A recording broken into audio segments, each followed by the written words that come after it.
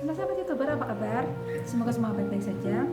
Jangan lupa selalu cuci tangan, hindari kerumunan, dan selalu pakai double masker. Jangan jajan kalau jajanannya itu yang terbuka, dan jangan beli di tempat yang penjualnya nggak pakai masker. Kita pakai masker paling nggak menutup hidung. Kita bertanggung jawab atas kesehatan kita sendiri. Dan hari ini tadi ada penambahan pasien COVID yang positif, 20.000 orang masuk rumah sakit. Semoga sahabat semua terhindar dari COVID-19, dan terima kasih sudah klik video ini. Halo sob, ngomongin soal Banyuwangi, nggak bisa lepas dari hal-hal misteri seperti dukun canda. Tapi sebelum kasus ninja yang konon katanya menghabisi banyak dukun-dukun, pada April tahun 1987 terjadi peristiwa yang sangat menggemparkan di daerah itu. Peristiwa berdarah yang dikenal sebagai pembantaian Banjarsari. Masyarakat Banyuwangi tidak akan pernah lupa dengan nama Suwirjo, sang pembantai. Dia bisa membantai orang, membunuh 30 orang dalam waktu kurang dari 15 jam hanya dengan sapi rumput. Terjadi di pertengahan April 1987, di mana pelaku yang bernama Suwirjo ini menjadi urban legend sampai sekarang.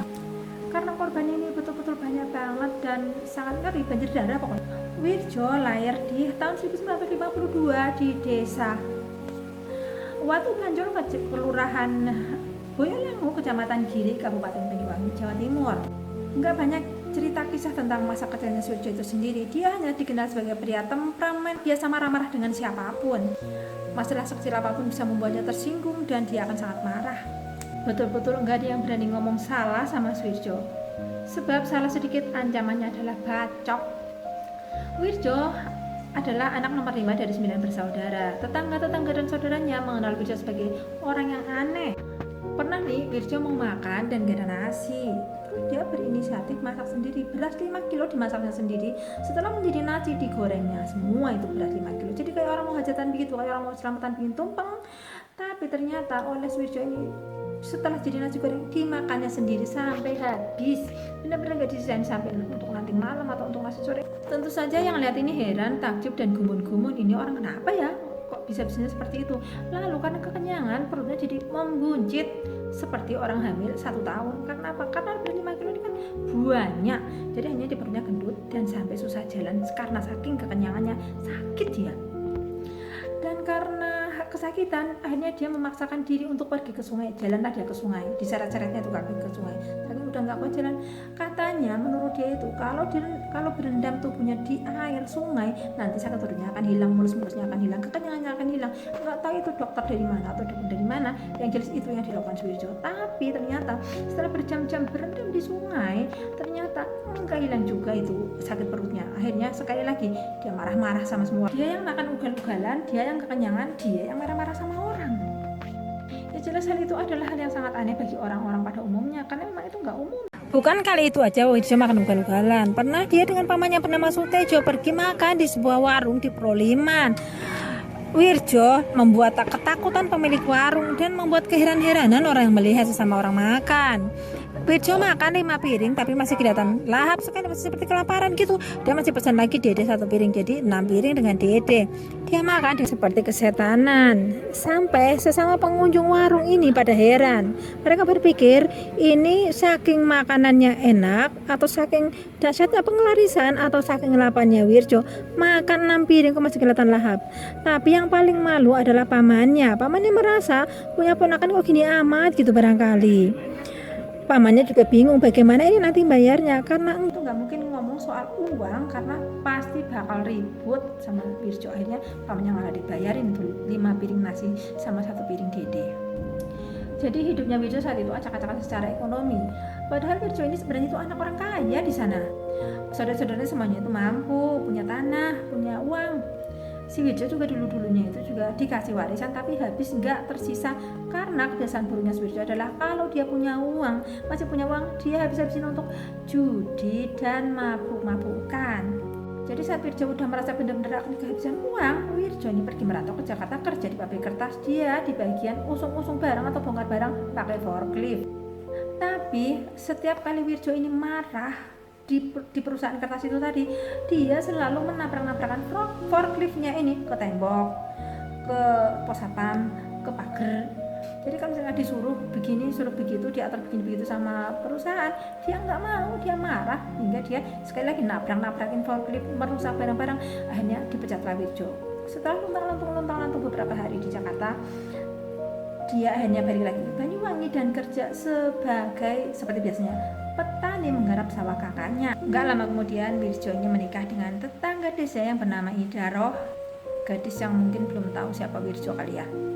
Tapi punya istri, bukannya Wirjo tentrem, malah dia semakin stres. Apalagi saat mereka rumah tangga lama, nggak punya anak. Itu bikin Wirjo tiap hari ribut melulu. Lalu mereka berdua bersepakat untuk mengangkat seorang anak cewek yang mereka beri nama Reni. Tapi saat sudah mengangkat anak pun, kebiasaan buruk Wirjo semakin hari semakin parah. Mabuk, judi, semakin menjadi-jadi. Hal itu makin membuat rumah tangganya nggak ada tentremnya, ribut, melulu berantem, melulu pecah-pecah piring, melulu tiap hari. Ngomong sama Wirjo harus hati-hati. Sebab Wirjo kemana-mana selalu membawa celurit yang bila marah sedikit langsung dikeluarin untuk ngancam. Pokoknya Wirjo itu orangnya horor sekali. Pernah nih ya, Wirjo ini kan kebelet judi, tapi kan nggak punya uang, jadi dia datang ke rumah ibunya dan minta uang sama ibunya, dan ibunya tentu saja nggak ngasih. Mungkin memang waktu itu ibunya nggak punya. Lalu Wirjo ini sangat marah dan ibunya mau dikeris, teman-teman. Untung saja waktu itu ada saudaranya Wirjo yang menengahi sehingga ibunya ini selamat dari kerisnya Wirjo. Semoga teman-teman punya anak-anak yang baik-baik, saudara yang baik-baik ya. Jangan seperti Wirjo yang kemana-mana bawa dompet, bawa celurit, bawa keris seperti ini. Aduh, ngeri sekali ya. Coba bayangin deh teman-teman, apa nggak ngeri hidup dengan orang yang model begini serumah? Si Wirjo ini kemana-mana itu bawa jombret, dan keris jombret itu sejenis parang yang ujungnya melengkung seperti celurit, biasa untuk babat-babat damen, untuk nyabit rumput yang petani gunakan di daerah Banyuwangi.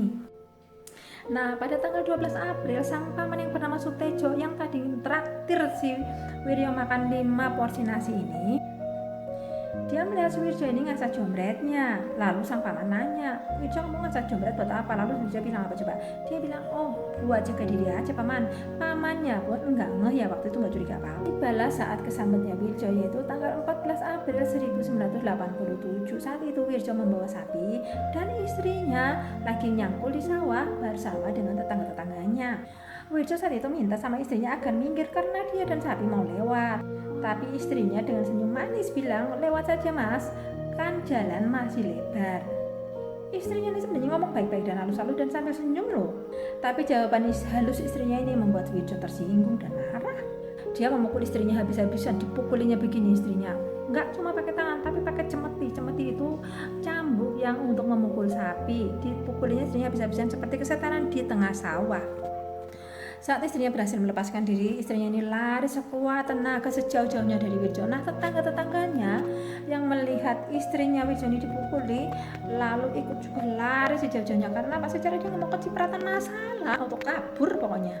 Daripada ribet berurusan dengan Wirjo, mungkin mereka berpikir sing waras ngalah gitu. Wirjo makin marah saat pulang ke rumah, istrinya enggak ada karena ternyata istrinya pulang ke rumah orang tuanya. Wirjo pun menyusul ke rumah mertuanya. Sampai di rumah mertua tentu saja Wirjo marah-marah, marahin semua orang dan gak ada seorang pun yang berani melerainya. Gak ada yang berani menjawabnya. Ternyata Wirjo udah capek marah-marah, mukul-mukul tembok. Akhirnya dia pulang lagi lah ke rumahnya. Besoknya nih ternyata saat Wirjo bangun pagi, Inaro tetap gak di rumah. Ternyata dia belum pulang dan hal itu membuat Wirjo semakin marah pagi-pagi. Marah, meledak, dendam dan lagi pitam lagi tuh, dendam pokoknya. Sekali lagi Wirjo ini mengasah jombret dan sambil sekali melirik putri angkatnya bernama Reni umur 4 tahun. Saat itu Reni lagi main sama temennya yang bernama Arbaya, sesama anak kecil. Lalu tiba-tiba Wirjo ini membawa jombretnya menuju ke arah Reni, menghampiri Reni, lalu mencoba menyabetkan jombretnya ke leher Reni. Tapi untungnya Reni itu sempat menghindar dan selamat. Lalu Reni dengan histeris lari sejauh-jauhnya sambil teriak-teriak itu saja. Karena nggak ada orang lain selain anak kecil temennya Reni tadi, dialah yang jadi sasaran. Disampainya itu si Arbaya, anak kecil umur 4 tahun, lalu disabetnya lehernya sampai hampir putus, lalu tergeletak dan meninggal saat itu juga. Di jombretnya Wirjo ini ada darah dan diminumnya darah itu. Anak kecil umur 4 tahun, nggak tahu apa-apa, langsung disabet, langsung meninggal seketika. Setelah itu, Wirjo yang sangat masih kesetanan mendatangi rumah Ibu Maskur tanpa tok, tanpa kulon, tanpa assalamualaikum. Dia langsung masuk lewat pintu belakang, menemui Ibu Maskur yang saat itu sedang masak nasi. Dan tanpa babi bu bebo, Ibu Maskur langsung disabet jombretnya Wirjo sampai langsung tewas di tempat juga.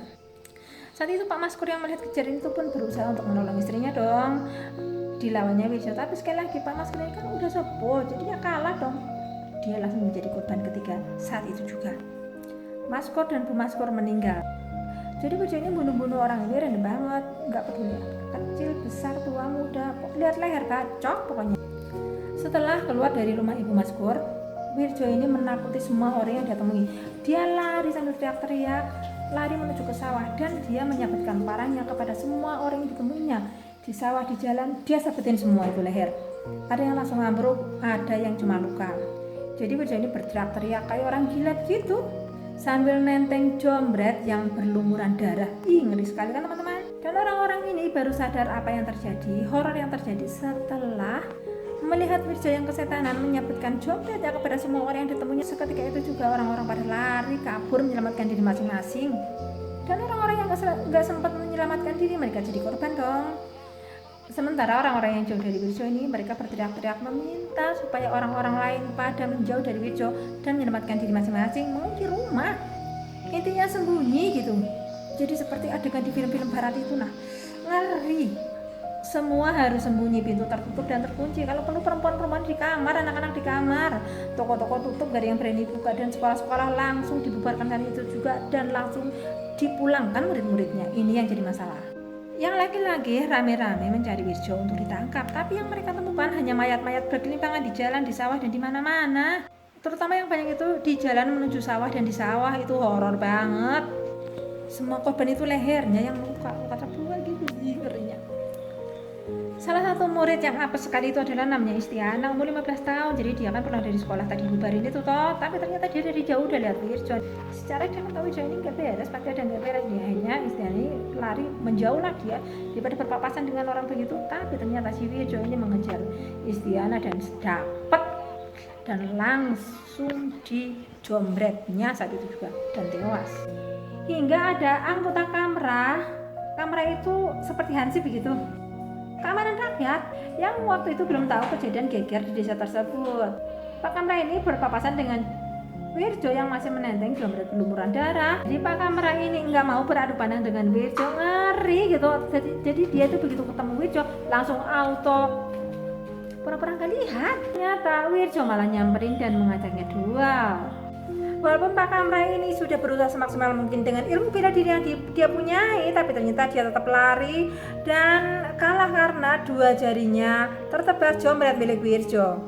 Hari mulai malam, Wirjo belum ditemukan. Seantero desa sangat mencekam hingga seorang pemanjat kelapa ini melapor pada Sutejo pamannya Wirjo. Dia bilang dia melihat Wirjo lagi berjalan menuju ke arah sungai. Lalu saat itu juga Pak Sutejo dibantu penduduk desa dan TNI serta Polri mencari Wirjo ke area sungai. Ternyata betul Wirjo ada di sana, tapi dalam keadaan sudah tidak bernyawa. Dia tergantung dan kakinya menyentuh air sungai. Saat seorang penduduk berusaha untuk menurunkan jasad Wirjo, ternyata kakinya masih menendang. Hal itu membuat mereka semuanya di situ semburat kabur, termasuk TNI dan Polri, semua berangkat takutan. Bahwa Wirjo ini punya ilmu kesaktian yang susah mati, apalagi dalam 40 hari terakhir sebelum terjadinya pembantaian itu, Wirjo puasa 40 hari. Dalam kejadian itu ada 18 orang meninggal di tempat, 2 orang meninggal di rumah sakit, dan 12 orang terluka parah. Jadi waktu itu UGD langsung penuh dan kamar mayat pun juga langsung penuh. Sebenarnya siang itu polisi dan ambulans TNI sudah dimintai pertolongan untuk datang ke desa Banjarsari. Tapi anehnya ini mobil polisi itu mengalami kecelakaan tunggal hingga menyebabkan korban jiwa juga. Lalu ambulans yang jauh-jauh datang dari rumah sakit pun ternyata mengalami kebalik. Itulah tadi kisah pembantaian Banjarsari yang saya ambil dari berbagai artikel. Mohon maaf bila editingnya kurang cantik, dan jangan lupa like, komen, dan subscribe. Terima kasih.